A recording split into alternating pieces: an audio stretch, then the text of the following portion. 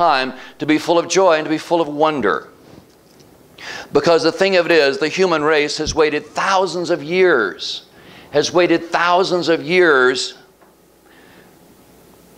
for what you and I are privileged to witness. You see, you and I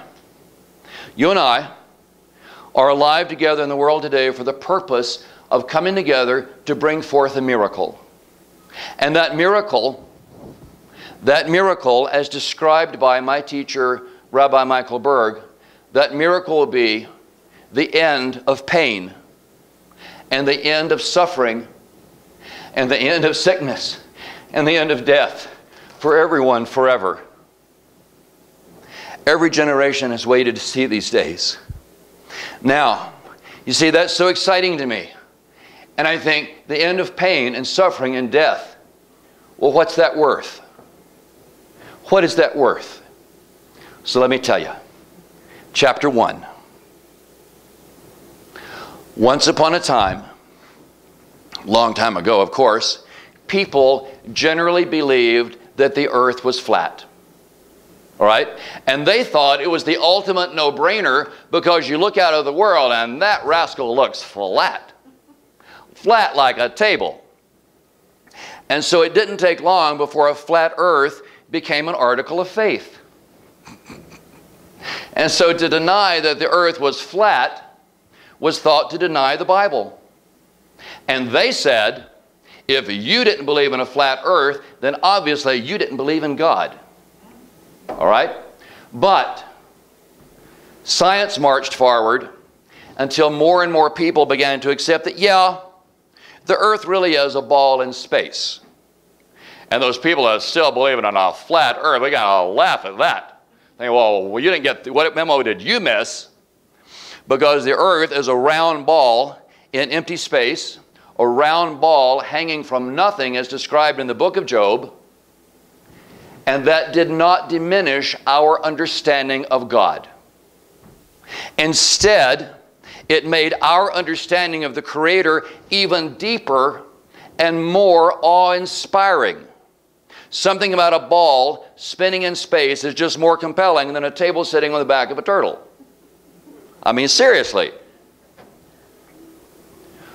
Once upon a time, a long time ago, people generally believed that the earth was the very center of the universe.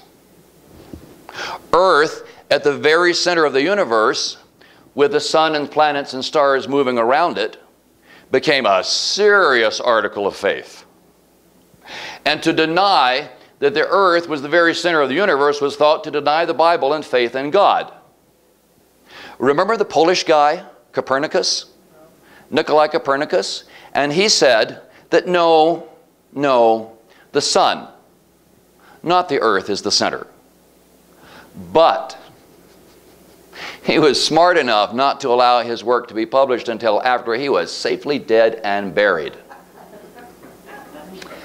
And so it fell to Galileo in the early 1600s to look through a small telescope and to discover that, yep, Copernicus was basically right. And Galileo said that, yes, like it or not, believe it or not, the earth really does move around the sun. It just does. And it was obvious to Galileo because he had seen it, he had watched it, and then he was summoned in front of the Inquisition and charged with denying the Bible and faith in God. Now, the Inquisition was obviously, they're having a good day that day. I think probably somebody brought donuts or something, I don't know. But anyway, they're having a good day, and they said, okay, we're going to give you a choice, and not everybody gets a choice, and here's your choice. You can say that you were mistaken, or you can be burned alive. Well, it's all on the choice, you know. And so Galileo said, okay, fine, whatever. What is it I'm supposed to believe? Okay, fine, I believe that. I believe whatever you want. Sun moves around the earth, okay? Yep, there it goes. There it goes. Sun moves around the earth, except it doesn't. And Galileo escaped being burned alive, but he spent the rest of his life under house arrest. Serious article of faith now. But science marched forward and confirmed that, yeah, the earth does move around the sun. Like it or not, believe it or not, it just does. And did that diminish our understanding about God? No. It showed us that our Creator really is more wonderful, more amazing than we imagined, more amazing than we had been able to imagine. Now, no more once upon a time, because as recently as the 1930s, which is living memory for people in this very room, as recently as the 1930s, scientists believed that the Milky Way galaxy was the entire universe. That's all there was.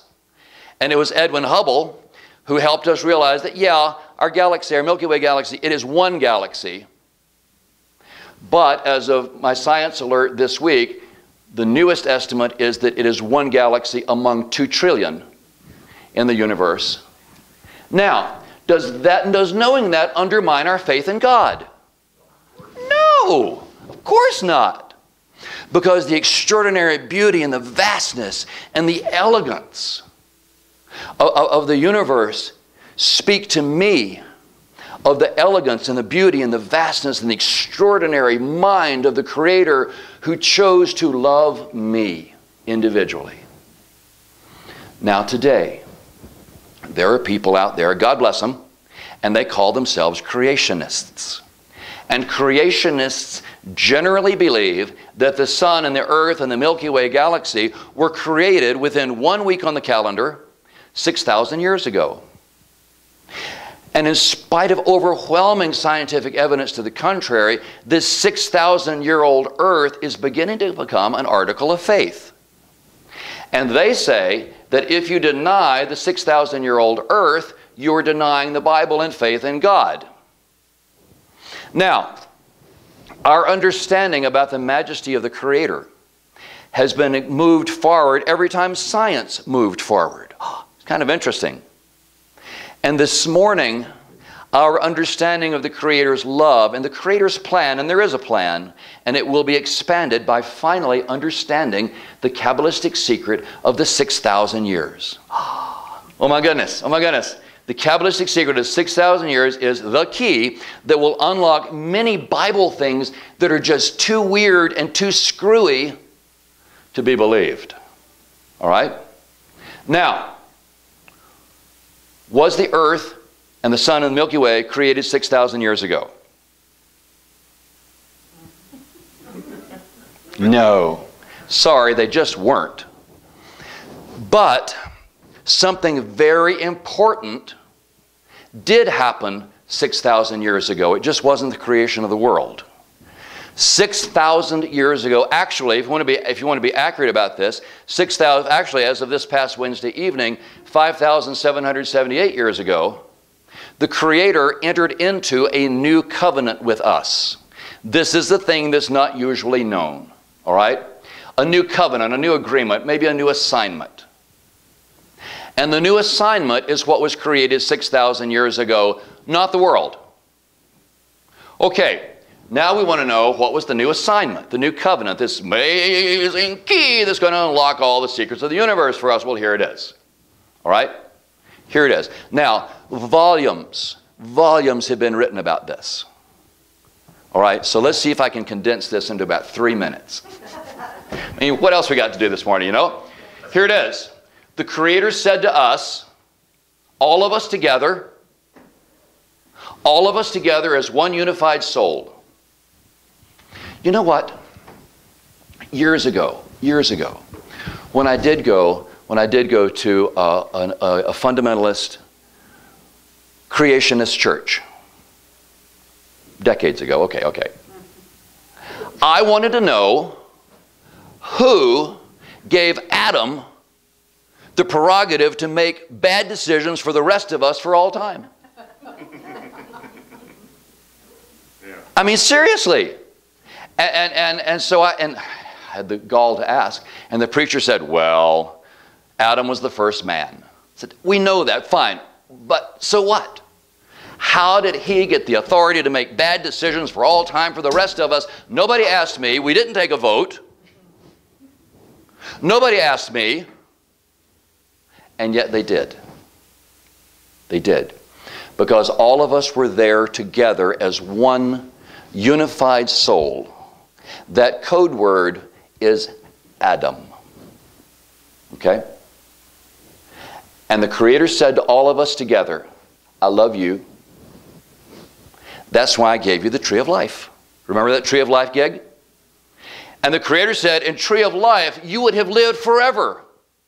In tree of life, you would have lived with love and joy and pleasure and delight and happiness with no death or pain or sickness or separation ever, forever. That was tree of life, and that's why I gave it to you. But you chose tree of knowledge of good and evil instead. All right? You chose to experience good with bad. You chose to experience life with death. You chose to experience joy with pain. You chose to experience light with dark, love with hatred. You chose peace with conflict. And the Creator said, that's not what I wanted for you. But hey, you chose something different, so we're going to go with it. I'm going to respect your choice, and we're going to go with it, but the good news, not indefinitely.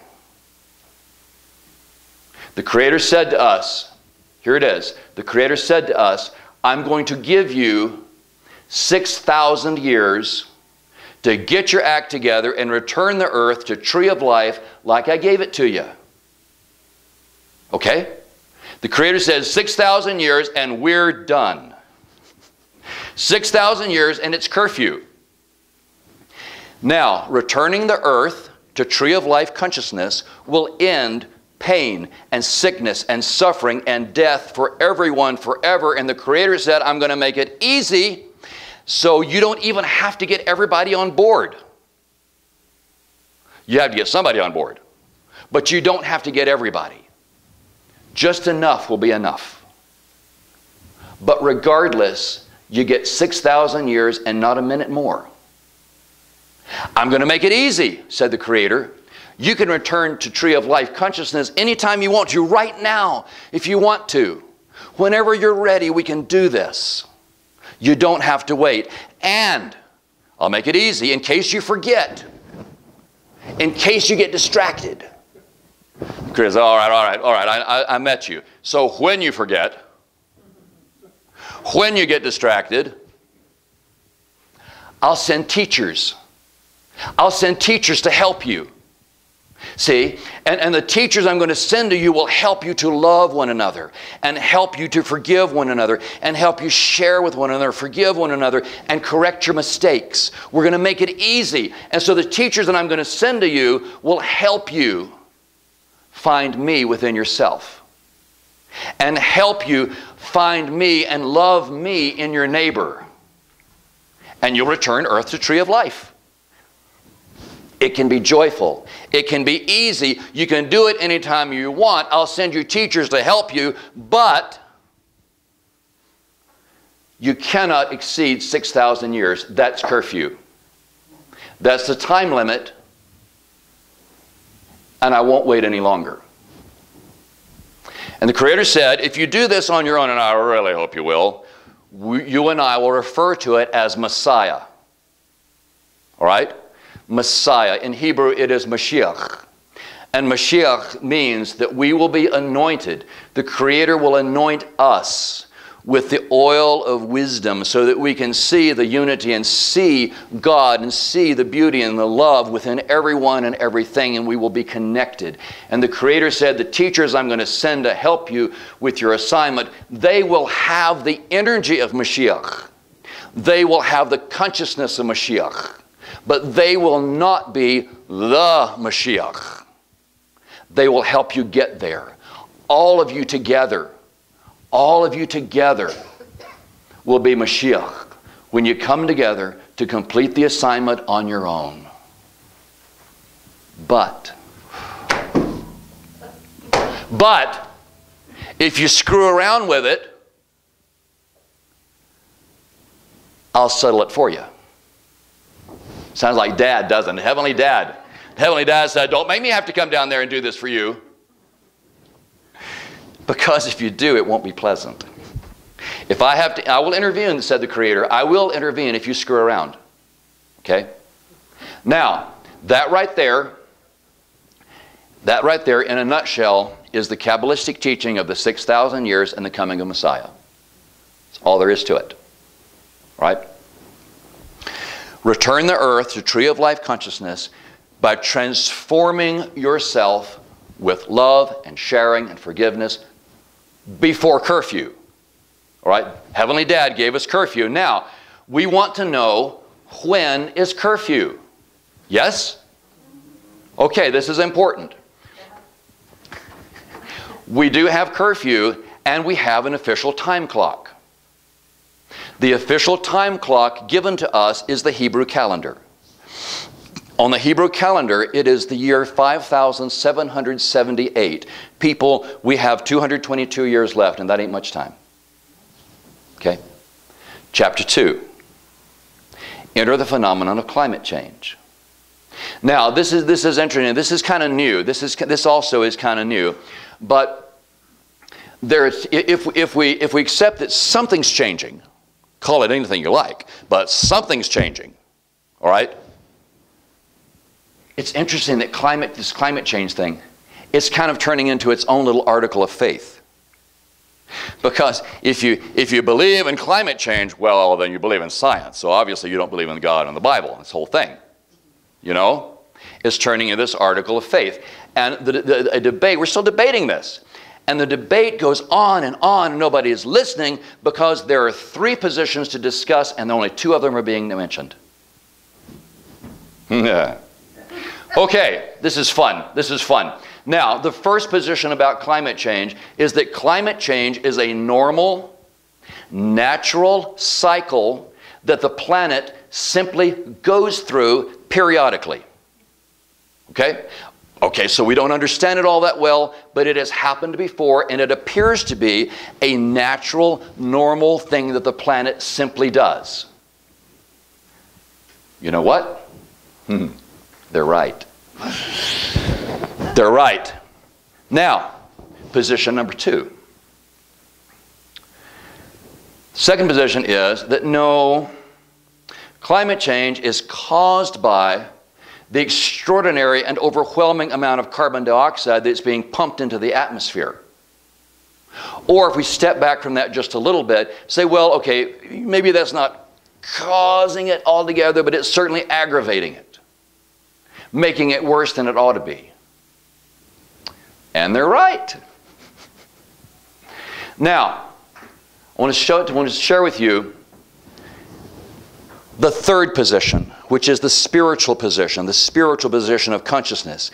Human activity is aggravating climate change, but not causing it. All right? This is not news. This is old. Even 100 years ago. 100 years ago, scientists were already saying that burning coal is going to change the climate eventually. Welcome to eventually. Now, here's the third position about climate change that is not being discussed anywhere but here. All right, climate change is a natural phenomenon, a natural cycle, but it is being aggravated by burning astounding amounts of coal and petroleum. Now, here's what we need to know about it. We need to know that everything on earth, you see something on earth, everything on earth is the result of a spiritual cause. Just like you said, Reverend George, in spiritual mind treatment this morning.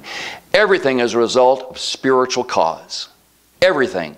And what we identify as a physical cause always has an unseen cause in consciousness first. There are no exceptions. The spiritual cause always comes first, and then what we identify as a physical cause comes sometime later. Okay? Now, here's what we need to know. We got 222 years left. And to help us to finish this assignment in peace before curfew, the Creator is flooding the earth with the energy of spiritual transformation and elevation and love. This energy of love and elevation is the cause of elevated temperatures all over the planet. The energy of love and elevation is a gift to help us finish this assignment before curfew. This energy of love and elevation is being given to us to help us so that we can bring Messiah and end pain and suffering and death forever. But it is the spiritual energy that's driving the climate change. Now, the obvious question is, why? You're all thinking this, I know that, I feel it. Why, if it's an energy of love and healing and help and elevation, and then why is it manifesting as drought and famine and fire and storm after storm, storms that are bigger and growing faster than any we've ever seen before? We need to know this.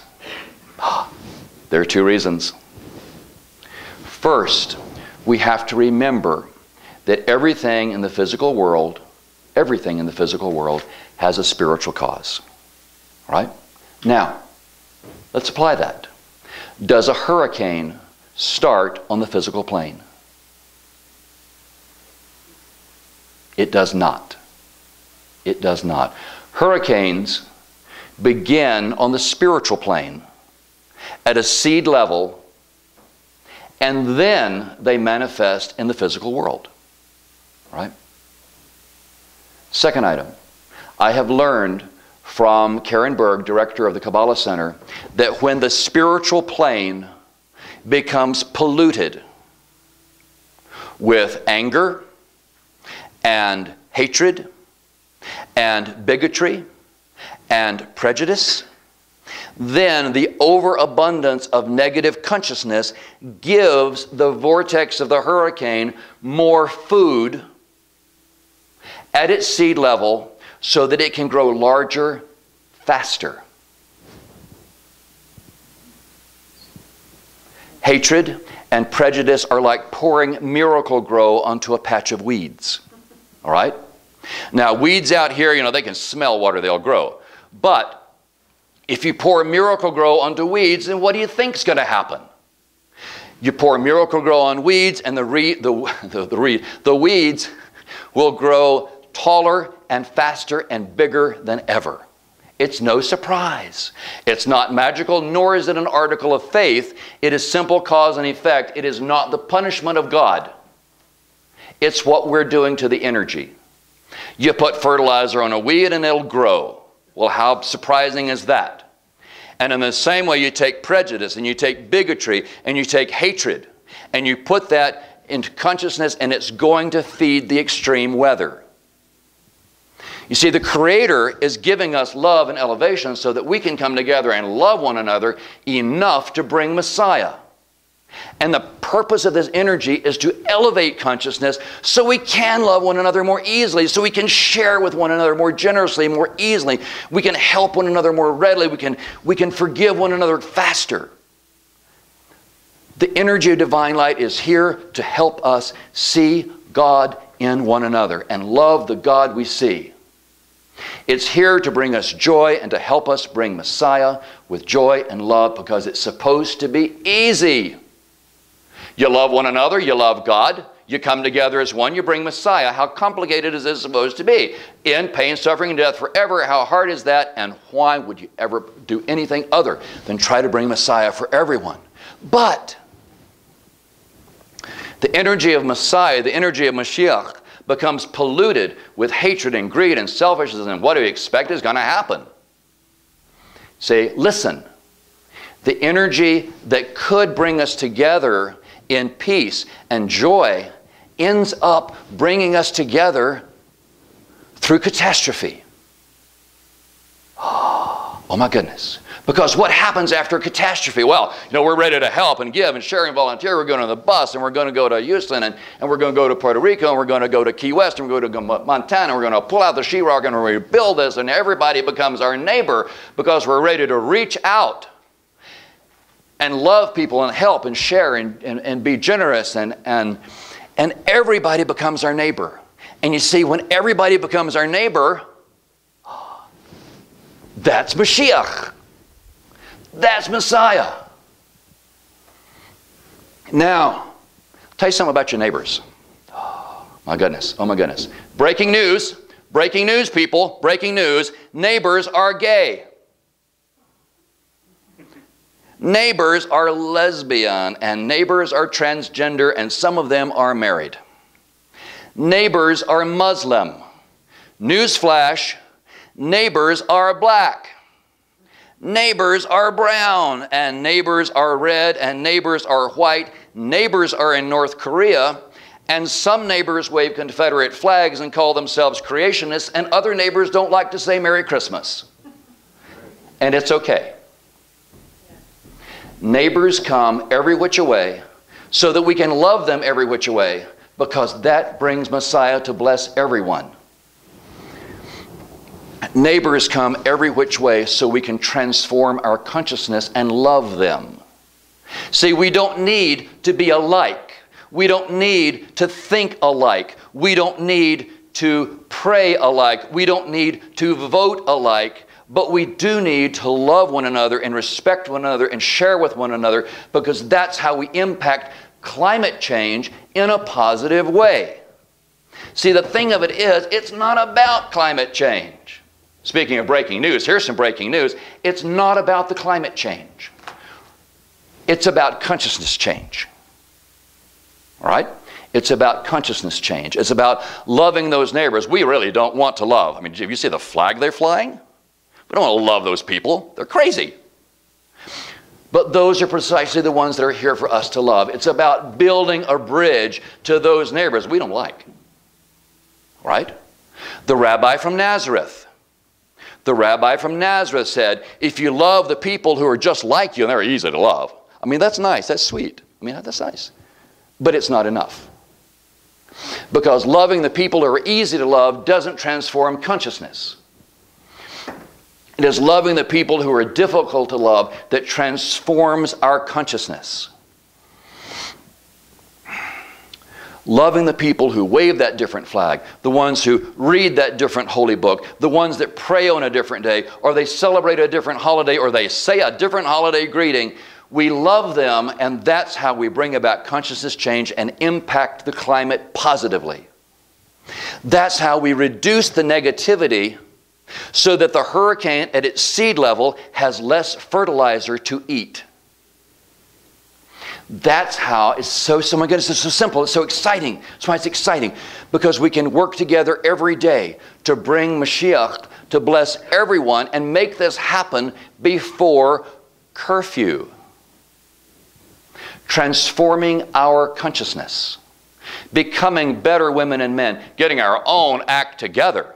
In other words, our spiritual path is not ever for ourselves alone. It's me. Oh, I'm going to be prosperous. Now, we'll fine, be prosperous, be full of love, be full of joy, whatever it is, but it's not for you alone. It's for everybody.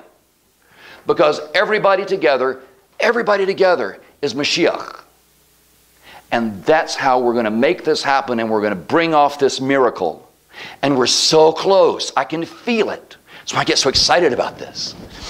What we're going to have to get off the fence.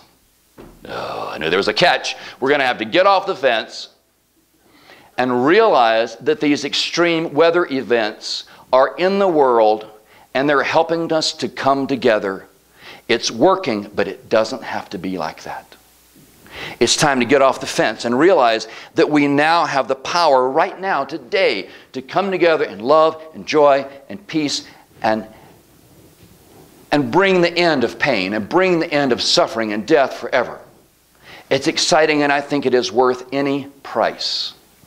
Now, I'm going to give you an exercise, and then we're going to put a tool in toolbox. When you see an event, whether it's in the news, it's on Facebook, it's wherever it is, you see an event. God forbid it should be an earthquake or a famine or a storm. Or maybe it's world leaders insulting one another and threatening one another. Whatever it is, you look at that, you be full of joy.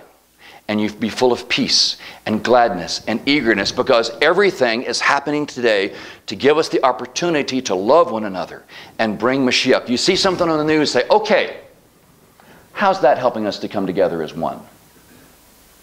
We may have to unite against an idea. We may have to unite, because we have to, that's how I see human beings do. We may have to unite against someone. We may have to unite against an idea or an ideology. But everything in the world is helping us come together as one entity once again.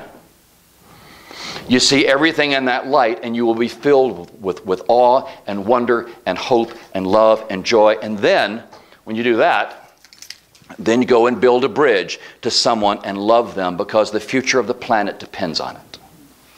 It does. Now, let me give you a tool. There are more of these back there on the table if you didn't get one. This is from Yehuda Berg's amazing book, 72 Names of God. And this is our name this morning, Aleph, Vav, Mem. All right? See this first letter. To me, this letter Aleph, and to me, this looks like John Travolta. Saturday Night Fever. You know, doesn't it? Doesn't it? You'll never see it the same way again. It is Aleph. John Travolta doing Aleph. Aleph, this is an amazing letter because everything from subatomic particles to the mind of God, everything is embedded into this letter. All right? Letter Vav is the Divine Father. Letter Mem is the Divine Mother. You put all of these together, the entire universe from top to bottom, with Divine Father, Divine Mother, and you build a bridge to other people. This is building a bridge. Build a bridge to the angels. Build a bridge to your neighbor on the other side of the wall. Build a bridge to North Korea. Please, build a bridge to North Korea. With this right here.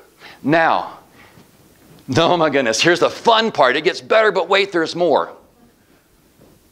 It's a very metaphysical instrument. This is my wand. This is my magic wand. Through the miracle of Hebrew letters, if I take my magic wand and I do this,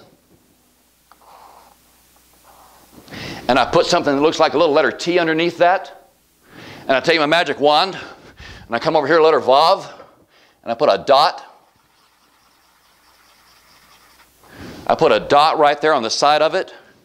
All of a sudden it is transformed, and it becomes